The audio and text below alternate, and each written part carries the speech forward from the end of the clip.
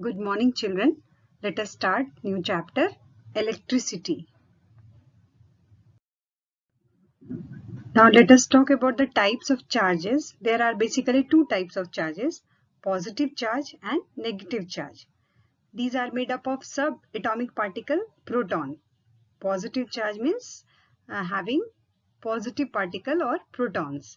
A negative charge means it is made up of negative subatomic particle, that is known as electrons. Now SI unit of charge is coulomb.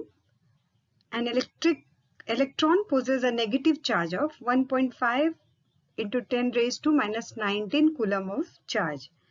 SI unit of 1 coulomb is equivalent to charge containing 6.25 into 10 to the power minus 18. Matters or the things are classified under two categories. They are conductors and insulators. Now conductors, those substances have the property to conduct electricity through them, or you can say they permit or allow the flow of current through them. And insulators have the property to obstruct the flow of current. That means they do not allow the current to flow through them. Now, conductors, these have free electrons or loosely held electron which help to conduct electricity. That means current can flow because of presence of free electrons in conductors. And in insulators, they don't have the free electrons present in them, and that's why they obstruct the flow of current. Example of conductor is all metal, mostly aluminum, copper, etc. And insulators are rubber, plastics, etc. Let us see a schematic diagram of an electric circuit which comprise of cell, electric bulb, ammeter and plug key. You can see in the circuit diagram, if a net charge Q flows across any cross section of conductor in time t, then current, that is denoted by I, through the cross section is given by I is equal to Q upon T, where Q is the charge and T is the time in second. The SI unit of current I is ampere. It is denoted by capital A, and SI unit of charge we have already seen, coulomb. It is denoted by capital C. And the formula given is I is equal to Q upon T. I is the current flow, Q is the charge and small t is the time. Now let us solve one problem. A current of 0.5 ampere is drawn by a filament of electric bulb for 10 minutes. Find the amount of electric charge that flow through the circuit. First of all, we have to enlist what is given. I or current is given 0.5 ampere. Time is also given 10 minutes. So you have to convert it into seconds. So 600 seconds. And we have the formula Q or charge equal to IT. So I is given and T is also given. So we can calculate and we will get the 300 coulomb charge. Now we define electric current. The movement of electric charge means electrons we are talking about, is known as electric current, the intensity of which is usually measured in amperes. Current can consist of any moving charge particles. Most commonly these are electrons, but charge in motion constitute a current. When any charge is in motion or it flows, it produces the current. And it is given by 1 ampere current. When 1 coulomb of charge flow in 1 second through the closed circuit, it is considered as 1 ampere current is flowing in the wire. Now let us consider the instrument which measures the electric current, that is known as ammeter. Ammeter is a measuring instrument used to measure the electric current in a circuit. Electric currents are measured in ampere, hence the name is there, ammeter. An ammeter should have a very low resistance so that it may not change the value of current flowing in the circuit itself. It must have the low resistance. Electric potential. When a small electric charge is placed in the electric field due to another charge, it experiences a force. So work has to be done on the positive charge to move it against this force of repulsion. The electric potential is defined as work done in moving a unit positive charge from infinity to that point. Potential difference. From electric potential, this concept has arisen. The concept of electric potential is closely linked to that of electric field. A small charge placed within an electric field experiences a force, we have already talked, and to have brought that charge to that point against the force require work. So the electric potential at any point is defined as energy required to bring a unit charge from an infinite distance slowly to that point which is existing in the electric field.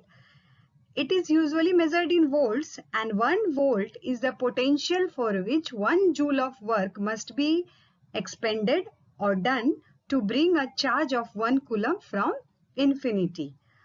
So the potential difference is having the unit volts, and it is the 1 joule of work done to bring 1 unit coulomb charge from infinity to a point in the electric field.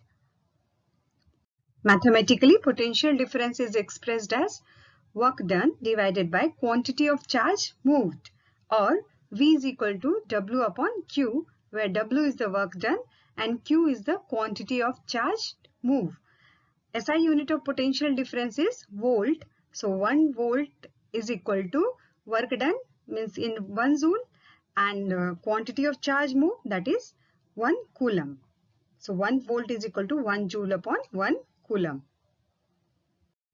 To record the potential difference, voltmeter is an instrument used between the 2 points in an electric circuit. Voltmeter has high resistance so that it takes negligible current. Let us talk about the circuit diagram. We know an electric circuit, as shown in earlier figure also, comprises a cell.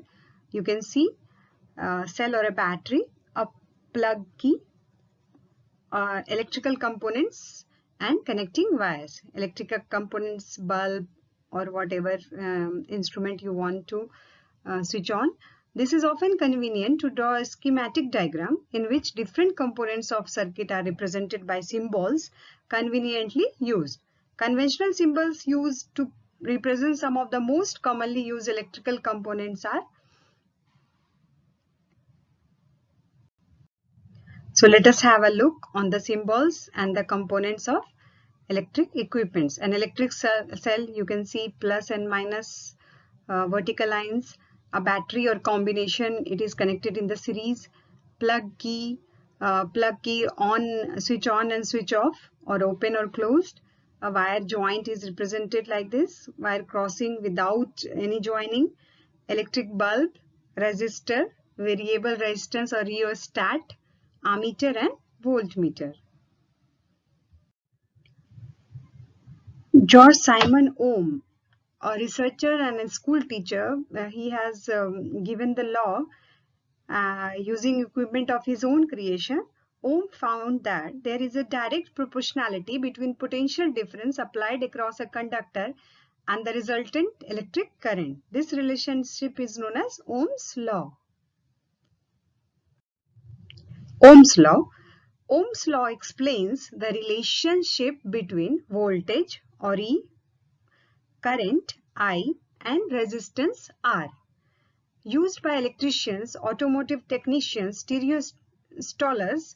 According to Ohm's law, at constant temperature, the current flowing through a conductor is directly proportional to potential difference across its end. So you have to learn the Ohm's law. According to Ohm's law, mathematically, potential is directly proportional to current flow, or replacing the proportionality constant by using a constant R. V is equal to IR, where R is constant resistance of the conductor. This can also be written as I is equal to V upon R.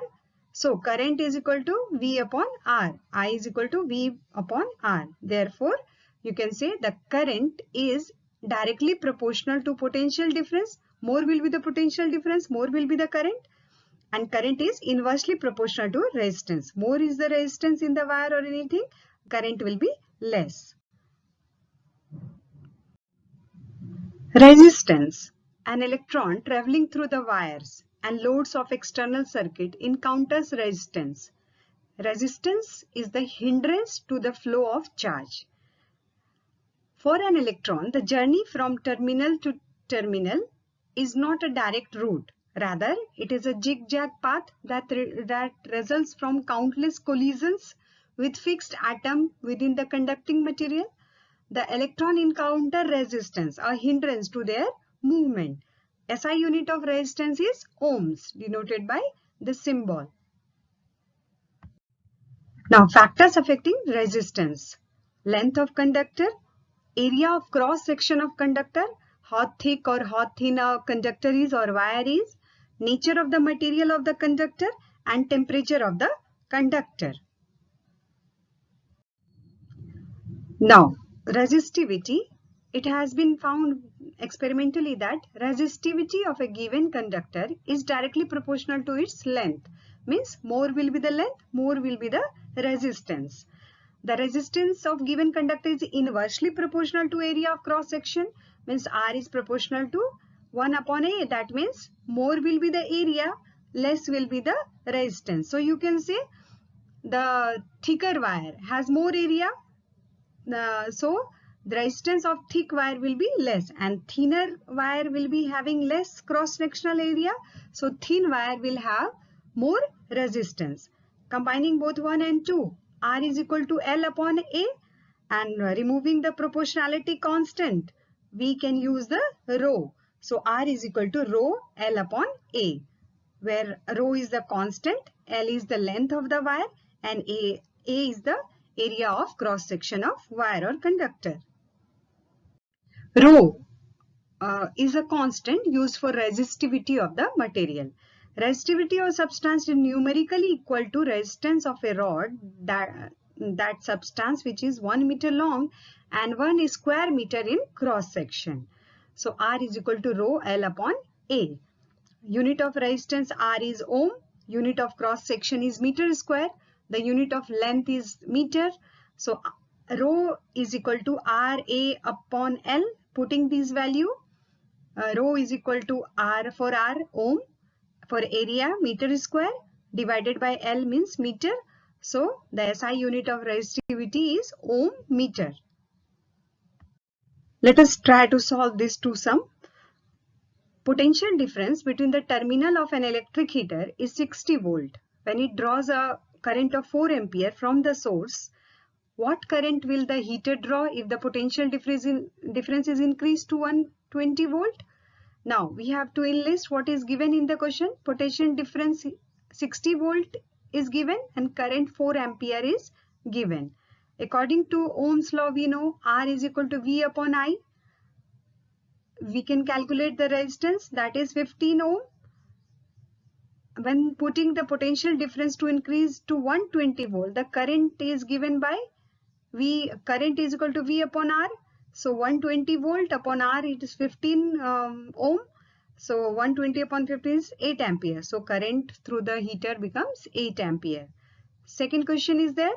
Resistance of a metal wire of length 1 meter is 26 ohm at 20 degrees centigrade. If the diameter of the wire is 0.3 mm, what will be the resistivity of the metal at that temperature? Using table 2.2, predict the material of the wire. Now, solution is given. You can see what are the things given is resistance of the wire 26 ohm, diameter is also given, and the length of the wire is also given. Therefore, resistivity we can calculate from the given magnitudes. Rho is equal to RA upon L, or you can say area is equal to R pi d square, because pi r square is the area of cross section upon 4L, d square by 4, because pi r square, d will be radius will be half of diameter, so it will be r pi d square by 4L. Substituting all the values given, rho will be calculated, and from 2.2 from the textbook you can see this is the resistivity of manganese metal. So these are the list of different material, conductors, alloy and insulators which have different resistivity value at 20 degrees centigrade. We can compare the resistivity value of different types of substances. The resistivity of alloy are much more than the pure metals as they are made from different metals, so resistivity will be more. For example, resistivity of manganese, which is alloy of copper, manganese and nickel, is about 25 times more than that of copper. Alloys are used in making heating materials, as alloy have high resistivity due to heating elements produce a lot of heat on passing the current. So heating elements always in heater and in iron, all materials are, we use the alloy. Alloy do not undergo oxidation easily at even high temperature. Metals usually undergo oxidation, so we prefer alloy for the use. Now let us talk about combination of resistors. Resistance or resistors can be combined in two ways, in series and in parallel. Resistors in series. When two or more resistors are connected end to end consecutively, they are said to be connected in series. According to law of combination of resistance in series, the combined resistance of any number of resistance connected in series is equal to sum of individual resistance. Means total resistance in any circuit is sum of individual resistance. R is equal to R1 plus R2 plus R3, like this. When a number of resistors connected in series are joined to terminal of a battery, then each resistance has different potential difference across its end, which value depends upon resistance. But the total potential difference across the end of all resistors in series is equal. And the number of resistors are connected in series, then current flow will be same for each resistance. Means for each resistance value of V will be different and I is same. Means we have to remember in series current will be same and potential difference will be different. Now let us try to calculate the resultant of resistance connected in series. Figure you can see different resistors are connected having R1, R2 and R3 resistance. The potential of each resistance is different. V1, V2, V3 is denoted. Total is V. Total battery is provided by V. So let us have a look. The figure shows three resistors R1, R2, R3 connected in series. Now suppose potential difference across resistance R1 is V1, R2 is V2 and R3 is V3. Let's potential difference across battery is V. Then V you can see V is equal to sum total of V1 plus V2 plus V3. Applying the Ohm's law in whole circuit, V is equal to IR. We are knowing. Applying Ohm's law in three resistors separately. V1 is equal to IR1, V2 is equal to IR2 and V3 is IR3, as I is same for the series connection. Substituting 2, 3, 4 in IR is equal to IR1 plus IR2 plus IR3. So I you can take as a common R1 plus R2 plus R3. So R is equal to R1 plus R2 plus R3.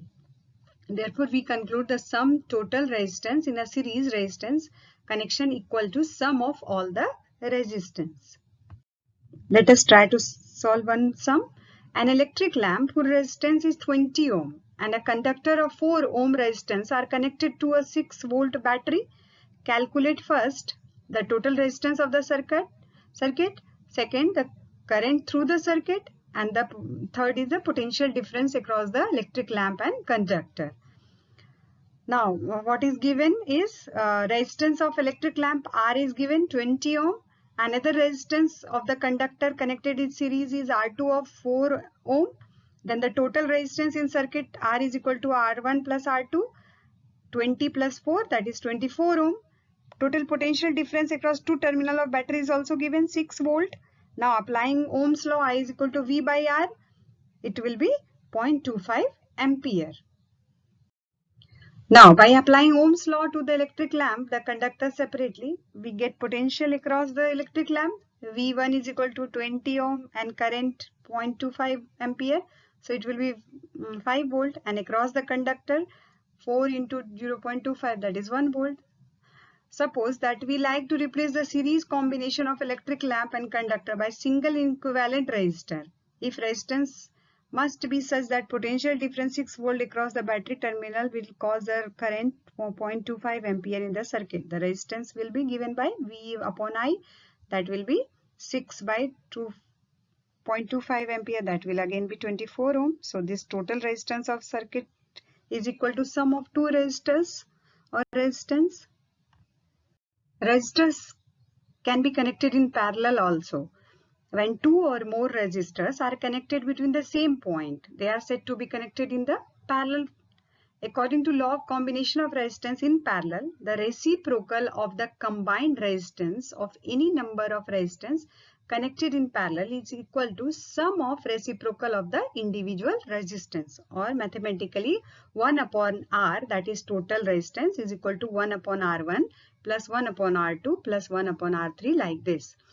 When a number of resistance are connected in parallel, then their combined resistance is less than the smallest individual resistance. When the number of resistance are connected in parallel, then the potential difference across each resistance is same, is equal to voltage of the battery applied. Means V is same for every resistance or across whole circuit. When a number of resistance connected in parallel are joined to two terminal of a battery, then different amount of current I is flowing through each resistance, which depend on value of resistance. Now the current flowing in each parallel resistance taken together is equal to current flowing in circuit as a whole. Thus, when a number of resistance is connected in parallel, then sum of current flowing through all the resistance is equal to total electric current flowing in the circuit. So in short, V is same in parallel and I is different in parallel connection. Now let us calculate the resultant of resistances connected in parallel. The figure shows three resistors, so R1, R2, R3 are connected in parallel. Now suppose current across resistance R1 is I1, R2 is I2 and R3 is I3. Total current is I, given by I is equal to sum total of I1, I2 plus I3. Applying Ohm's law to whole circuit, I is equal to V upon R. Now applying Ohm's law to three resistors separately. I1 is equal to V upon R1, I2 is equal to V upon R2 and I3 is equal to V upon R3, because potential difference is same in the parallel connection. Now substituting the value, V upon R is equal to V by R1 plus V by R2 plus V by R3, taking V upon R is equal to I 1 by R1 plus 1 by R2 plus 1 by R3, or it is 1 by R is equal to 1 by R1 plus 1 by R2 plus 1 by R3. Therefore, we conclude that sum total resistance in a parallel resistance connection is equal to sum of reciprocal of all the resistance. Now let us have a look on difference between parallel and series connection. Parallel connection. If one electric appliance stops working due to some defect, then all other appliances keep working normally in parallel connection.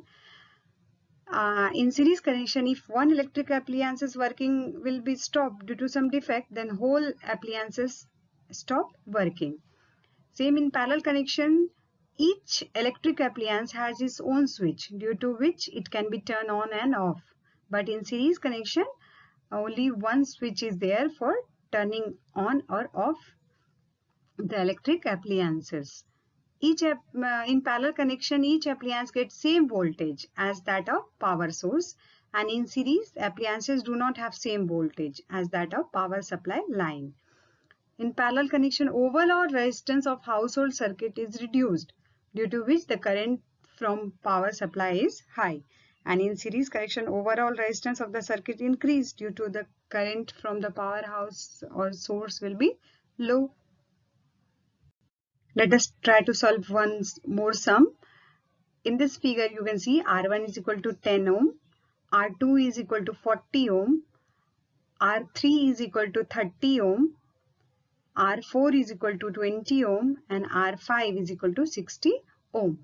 And 12 volt battery is connected to the arrangement. Calculate the total resistance in the circuit and the total current flowing in the circuit. Suppose we replace the parallel resistors R1 and R2 by an equivalent resistance of R dash. Similarly, we have to replace the parallel resistor R3, R4 and R5 by an equivalent single resistor R double dash. By using 1 by R1 dash is equal to 1 upon 10 plus 1 upon 40, we have to calculate the total resistance R dash. So it will be 5 upon 40 or R dash equal to 8 ohm. Likewise, second we can also calculate R double dash, that is 1 upon 30 plus 1 upon 20 plus 1 upon 60, that is 6 upon 60, that is R dash is 10 ohm. So now total resistance we can get R dash plus R double dash, that is 8 plus 10, that is 18 ohm. To calculate current using Ohm's law, I is equal to V upon R. V is given 12 volt and 18 we have calculated the equivalent resistance. So we will get 0.67 ampere current in the circuit. Now the next topic is heating effect of an electric current. When electricity passes through the high resistance wire like a nichrome wire, the wire become very hot and produce heat. This is called heating effect of the current. Now James Prescott Joule has studied the nature of heat and discovered the relationship to mechanical work.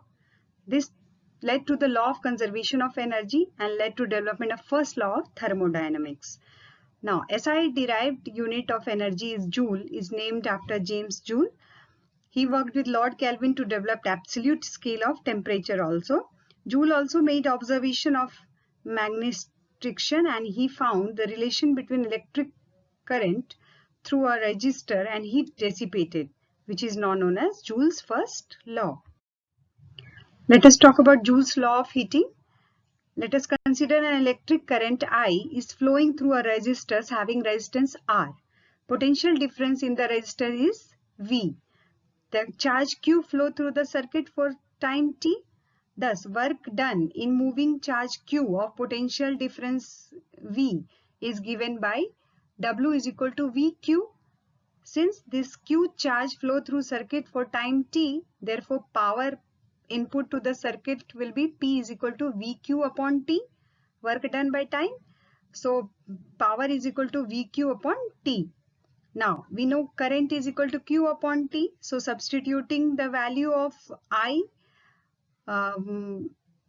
is equal to Q upon T, we will get power is equal to Q upon T is equal to I. So power is equal to VI. Now since the current is supplied for time t, so multiplying the equation P into T is VI into T, VIT. So P into T is considered as heat produced in time t. So H we can replace. So VIT is the heating effect. According to Ohm's law, V is equal to IR. So replacing the V value, H is equal to I square RT. So this is our formula. H is equal to I square RT. Heat produced in wire is directly proportional to square of current I square, resistance of the wire R, and time for which current is passed T. That's why formula is equal to H is equal to I square RT. Some of the applications of heating effect of electric current are, there are many practical uses of heating effect of current. Some of the common uses are incandescent light, bulb glow when the filament is heated by heating effect of current, or hot that glows white with thermal radiation called black body radiation. Electric stoves, electric heaters are working on this principle. Soldering iron, cartridge heaters, electric fuse rely on the fact that if enough current flow, enough heat will generate to melt the fuse wire. Electronic cigarettes usually work by heating effect of current, vaporizing propylene glycol and vegetable glycerin. Thermoregisters and resistance thermometers are resistors whose resistance change when the temperature changes. There are sometimes used in conjunction with heating effect of current, known as self-heating in this context. If a large current is running through a non-linear resistors, the resistor's temperature rises and therefore its resistance change. Therefore, these components can be used in circuit protection role similar to fuses or for feedback in circuits, for many other purposes also. In general, self-heating can turn a resistance into non-linear and hysteric circuit elements. Now electric energy, H is equal to I square RT. We have seen the heating effect of electric current gives the rate at which electric energy is dissipated or consumed in an electric circuit. This is also termed as electric power, or power can be given by P is equal to VI, or P you can give the I square R because V is equal to IR. So V square by R is also there. H is equal to I square RT. SI unit of electric power is watt. It is the power consumed by a device that carries 1 ampere of current when operated at a potential difference of 1 volt. So 1 watt power is equal to 1 volt into 1 ampere, VI. Okay. Now the unit watt is very small, therefore in actual practice we use a much larger unit that is known as kilowatt. It is equal to 1000 watts. Since electric energy is the product of power and time, the unit of electric energy therefore is known as watt hour. 1 watt hour is the energy consumed when 1 watt of power is used for 1 hour. The commercial unit of electric current is kilowatt hour, kWh, commonly used as unit electricity bill. You can see kilowatt hour or 1 unit electricity. 1 kilowatt hour is equal to 1000 watt into 3600 seconds. That is equivalent to 3.6 into 10 raised to 6 joule. Now let us solve one problem. An electric iron consumes energy at a rate of 840 watt. When heating is at the maximum rate and 360 watt when the heating is at the minimum. The voltage is 220 volt. What is the current and resistance in each case? So first case we will see when the heating is at maximum rate. So I is equal to power is equal to VI. We have the formula. I is equal to P upon V. So P is given 840 watt and V is also given 220 volt. So current we can get 3.82 ampere, and the resistance of electric iron is also given. R is equal to V upon I. So the 220 volt upon 3.82 ampere, that is 57.60 ohm. Second case, when the heating is in the minimum rate, so I is equal to P by V. So P is 360 watt and 220 volt is the V. So it will be 1.64 ampere, and resistance of the electric wire, again we can calculate V upon I, that is 220 by 1.64. So it will be 134.15 ohm. Another example is also there. 100 joule of heat is produced when each second in 4 ohm resistance. Find the potential difference. H is given 100 joule, R is also given 4 ohm, T is 1 second, and V we have to calculate. Now I is equal to H by RT from the heating effect of current. Now I square is root under H by RT. So when we take under root 100 into 4 into 1, it will come to 5 ampere. Thus the potential difference we can calculate. V is equal to IR. So I is given and R we have calculated, we have calculated 5 ampere and 4 ohm is given. So 20 volt voltage or potential difference will be there.